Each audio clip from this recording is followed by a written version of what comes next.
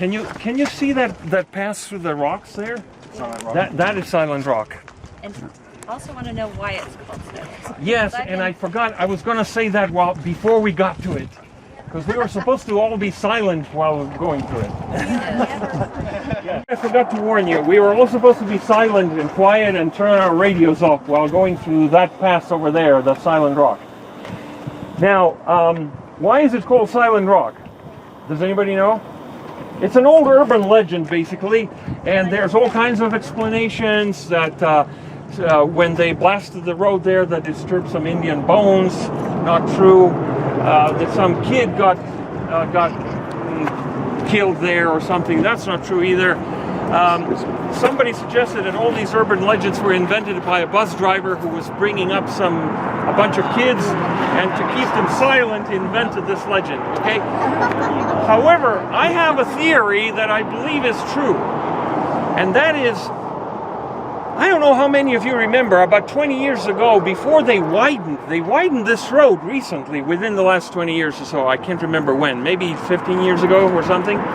But before they widened it, it really felt like it was ominous. It was like you're going through a cathedral or going right through the mountain. So I think people were silent mainly out of respect for the mountain, not some bones or some kids or Indians or whatever, but the mountain itself. So, quite frankly, I got into the habit. Every time I pass through there, I say, thank you, mountain, for a good time, you know. Anyway, so that's Silent Rock.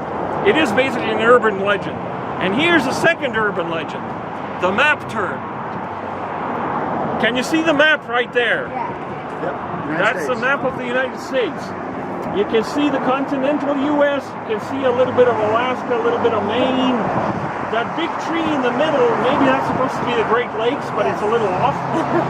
And can you see Alaska off to the side? Yeah. It's just amazing. Now, it is actually much more visible in the winter when the snow covers that open area and the trees kind of melts the snow away quickly, and then it really stands out. That's the Caribbean to the right. Yeah.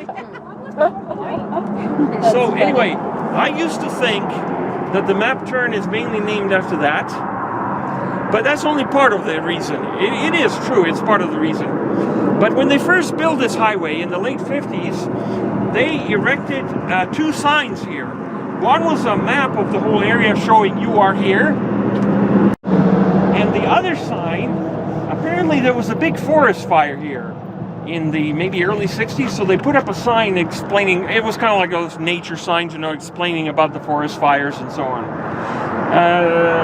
For some reason they removed both of those signs, but the reason why this is called map turn was primarily because of the map that was erected here. And now it's because of that. But the urban legend is that some loggers didn't have anything better to do, that they went and carved out that. Yeah. That makes sense. That makes sense. I like that. It's very steep. It's a very steep hill, and it will be a lot of work. Everybody assures me, including Lloyd Musser of the Mountain Museum, that is a natural formation. So, this is the map turn.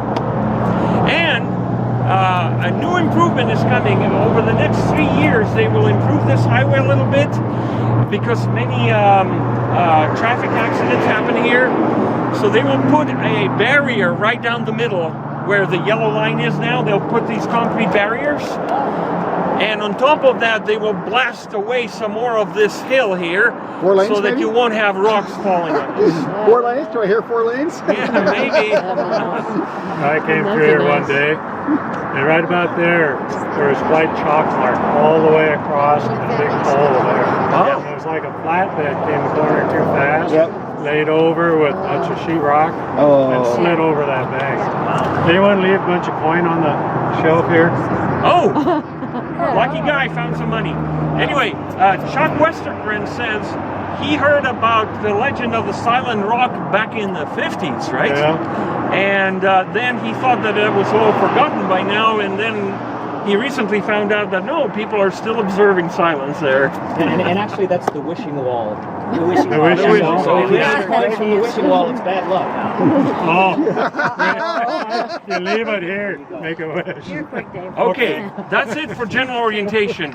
Now let's go to Barlow Pass. Oh, but before that, again, I almost forgot.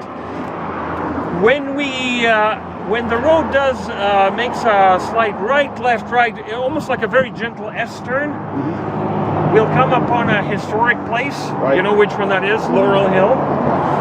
Within 50 yards or less of Laurel Hill, of that sign, of that parking lot, there's a sign that says, adopt a highway, Mountain High Snowsport Club. Yes. So pay attention to that sign as we pass by.